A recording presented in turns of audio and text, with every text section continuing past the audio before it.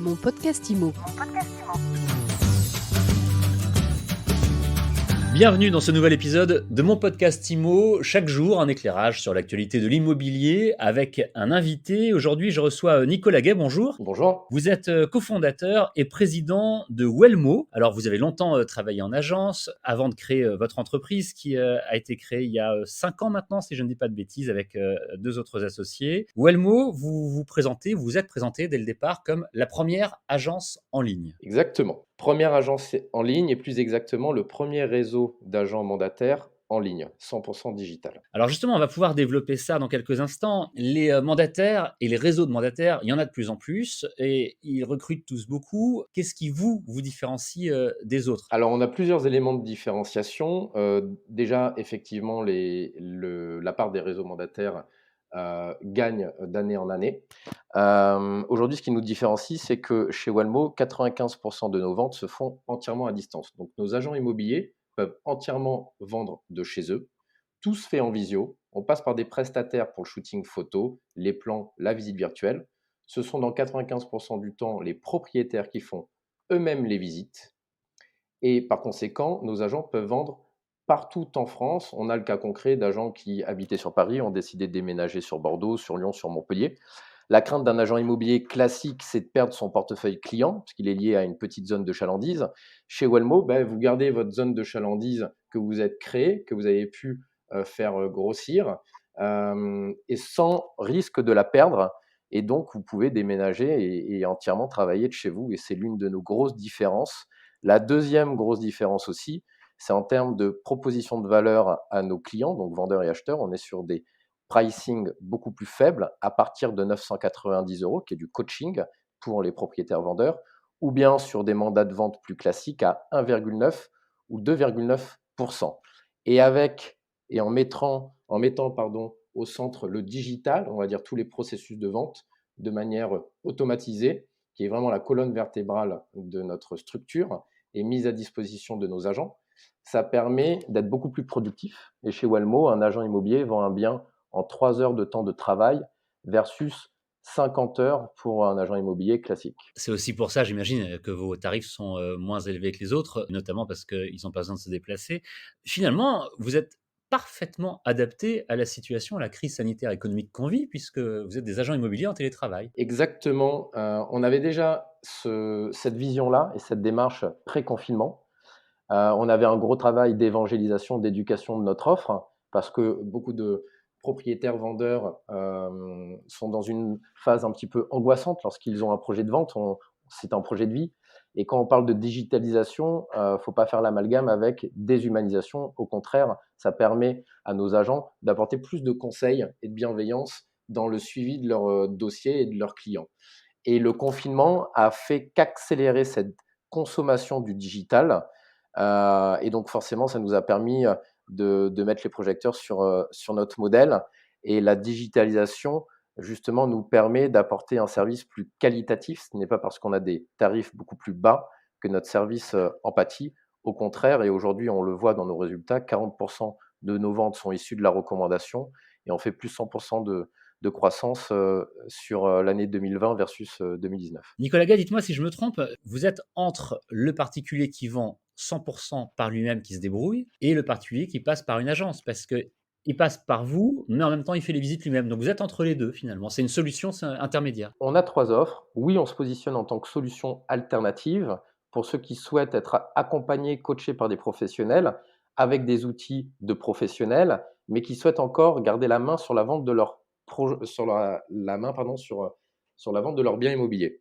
Maintenant, pour ceux qui souhaitent passer par une agence immobilière, elles ne le font pas par plaisir. Aujourd'hui, il y a 3 critères qui les font un peu grincer des dents, c'est le montant des commissions, le service qui n'a pas évolué et le manque de transparence. Donc on a voulu pallier à ces 3 problématiques-là, le prix à partir de 990 €, ou bien vous êtes accompagné et donc là, nos agents s'occupent de la négociation du prix, la mise en relation avec le notaire pour 1,9%. Des services qui permettent de fluidifier la vente de votre bien avec une interface propriétaire, un agenda en ligne, les feedbacks automatisés, de la data sur leur annonce, également sur de la transparence. dès qu'on positionne une visite sur l'agenda du propriétaire, il connaît les coordonnées de celui qui vient visiter, la date, l'heure, tout est transparent. Et d'ailleurs, les acheteurs potentiels peuvent aussi pré-réserver une visite en ligne, comme si vous souhaitiez prendre rendez-vous sur Doctolib. Donc c'est beaucoup plus fluide, c'est beaucoup plus transparent, et au final, il faut savoir qu'un propriétaire souhaite souvent garder la main sur les visites. Ce n'est pas ce qu'il y a de plus contraignant. Le plus contraignant, c'est de répondre aux appels, filtrer les acheteurs potentiels, savoir s'ils sont finançables, comment valoriser le bien. Ça, c'est contraignant. Maintenant, de faire visiter son bien, c'est un plaisir. Tout le monde rêve d'être un petit peu agent immobilier. Faut pas se leurrer, les propriétaires sont ceux qui connaissent le mieux le bien immobilier. Maintenant, on a un devoir de les coacher sur comment présenter le bien. Et d'un autre côté aussi, c'est beaucoup plus rassurant pour les acheteurs potentiels de visiter avec le propriétaire des lieux plutôt qu'avec un agent immobilier envers qui on a une certaine méfiance. Il faut savoir que le métier d'agent immobilier, c'est quand même l'un des 3 métiers les moins appréciés. Et souvent, ou en tout cas une fois sur deux, l'agent immobilier n'a pas toutes les réponses aux questions. Et c'est normal, il ne vit pas dans l'appartement, il ne connaît pas le voisinage, il peut connaître peut-être un petit peu l'environnement, mais le bien en lui-même, il ne peut pas avoir toutes les réponses. Pour terminer, est-ce qu'on peut faire un point sur la situation de l'immobilier, notamment dans la capitale, à Paris? Il y a une baisse des prix actuellement. Quel est votre point de vue là-dessus? Est-ce que c'est une bulle qui va éclater? Est-ce que ça va continuer comme ça? Alors c'est vrai qu'on a connu 5 ans de hausse continue des prix du marché, immobilier parisien. On constate un ralentissement lié au contexte que nous traversons. Maintenant, cela ne signifie pas pour autant qu'on assiste à une baisse des prix sur l'ensemble du marché parisien. Il faut rentrer dans les détails pour en comprendre davantage les subtilités. On constate donc une baisse globale de 1,4 sur Paris. Mais pour faire simple, il suffit de couper Paris en 2 avec l'ouest et l'est parisien. Je m'explique. Ouais. L'ouest parisien, on va prendre le 7e et le 6e arrondissement, qui ont les prix au mètre carré où les prix au mètre carré ont le plus baissé, autour de 4. Est-ce dû au contexte ou tout simplement à la régularisation du marché? On peut penser que le contexte de crise sanitaire n'a fait qu'accélérer cette régularisation qui, dans tous les cas, aurait certainement eu lieu. Et on a aussi le 16e et le 8e arrondissement qui ne sont pas pour autant épargnés, mais à moindre mesure. Et à l'inverse, côté est parisien, donc le 12e, 13e, 18e, bon, c'est moitié est parisien, 20e arrondissement, ces 4 arrondissements connaissent toujours une augmentation du prix au mètre carré. Et ce sont aussi les arrondissements où le prix au mètre carré est le plus faible dans la capitale, hormis quelques exceptions pour certaines rues au sein même de ces arrondissements. Donc, en attendant de voir davantage et d'avoir davantage de recul sur les effets de la crise sanitaire, le marché immobilier parisien est toujours marqué par un déséquilibre entre l'offre et la demande. Il y a trop peu d'offres et beaucoup de demandes. Et résultat, les appartements de qualité dotés d'un bon emplacement proposés au juste prix du marché se vendent toujours très rapidement, ce qui est moins le cas pour les autres. Et en parallèle, parce qu'il y a eu un changement sociétal qui est lié aussi, on s'en sert dans notre modèle, ce sont les modes de vie et de travail qui évoluent. Aujourd'hui, beaucoup de personnes qui sont domiciliées à Paris, si le secteur d'activité le permet et leur employeur le permet, vont réfléchir davantage à s'expatrier, soit en région parisienne ou soit dans des villes comme Bordeaux ou Lyon. Et par conséquent, les petites surfaces seront davantage sollicitées. Elles le sont déjà énormément aujourd'hui, mais encore plus demain pour avoir un pied-à-terre si jamais vous devez venir une journée par semaine sur Paris pour être au travail. Vous pensez que certains vendeurs attendent la fin de la crise pour se décider à lâcher leurs biens? Alors c'est vrai que la question est assez récurrente. Est-ce que c'est le bon moment pour vendre et est-ce que c'est le bon moment pour acheter? Très clairement, le marché de l'immobilier repose sur 3 piliers qui est la confiance des ménages, les taux d'endettement et l'emploi. La confiance des ménages, elle reste intacte et le post premier confinement nous l'a prouvé. On avait établi, plusieurs scénarios, 3 scénarios, pessimiste, moyen, optimiste pour la reprise, en printemps, après le premier confinement et il s'est avéré que le scénario était plus optimiste que qui s'est passé que ce que nous avions prévu.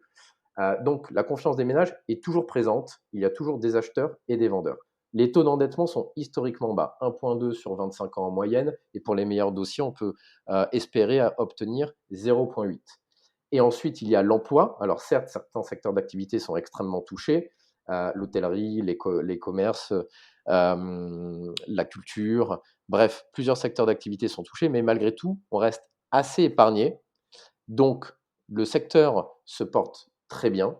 L'année ou en tout cas, depuis janvier 2021, c'est reparti, en flèche. Donc c'est le bon moment pour vendre et c'est aussi le bon moment pour acheter. En tout cas, il ne faut pas espérer une certaine baisse de prix pour acheter parce que les taux d'endettement sont historiquement bas et pour vendre, bah, la saisonnalité aujourd'hui, on est clairement dans le printemps, c'est la meilleure saisonnalité. Maintenant beaucoup, c'est vrai, de propriétaires se posent la question de: «Est-ce que c'est le moment pour vendre?» On a développé, tout récemment sur, Welmo, un outil qui permet aux propriétaires vendeurs, s'ils le souhaitent, en 2 minutes, ils rentrent leurs critères liés à leur appartement ou leur maison et instantanément, ils auront le nombre d'acheteurs potentiels intéressés, susceptibles donc d'être, acheteurs pour leur bien immobilier. C'est assez intéressant comme outil, ça on aura peut-être l'occasion d'en reparler, une autre fois lors d'un prochain entretien. Merci beaucoup, Nicolas Gay pour cette analyse, pour ces précisions, pour les infos aussi sur, votre business model, chez Welmo. Je rappelle que vous en êtes cofondateur et président. Merci. Mon podcast IMO, c'est tous les jours, c'est sur toutes les plateformes de podcast, c'est gratuit, vous pouvez vous abonner, vous pouvez le partager et puis surtout n'hésitez pas à laisser des étoiles et des commentaires. Mon podcast IMO.